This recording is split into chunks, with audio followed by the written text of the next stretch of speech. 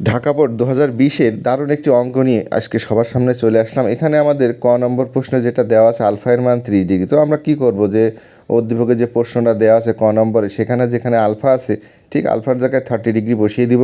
তো আমরা জানি cos 30 মান √3/2, সেখানে কিউব থাকার কারণে আমরা কিউব রেখে দিলাম এবং সাইন 2 পয়েন্ট, ওই যে আলফার মান 30 সেখান থেকে 60 হলো, সাইন 60 মান √3/2। এবার এখান থেকে ক্যালকুলেশন করে 0 হলো। আমরা খ নম্বরে চলে যাই। খ নম্বরে আমি যেটা করেছি, এখানে 1/sin θ সমান সমান যে মানটা দেওয়া আছে, আমি এটা শুধু সাইন থেটার মান বের করেছি।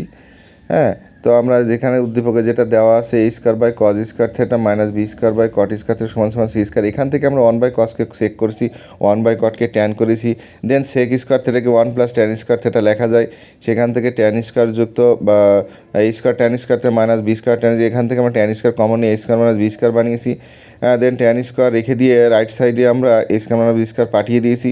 tan² 1/cot² করলাম, cot² করার পরে আমরা রাইট সাইডে যেটা আছে সেটা থাকলো এবং cot² লিখবো cosec² - 1, সেখান থেকে 1টা রাইট সাইডে পাঠিয়ে লসাগু করে যেটা থাকছে সেখান থেকে আমরা cosec² 1/sin² চেহারায় লিখবো।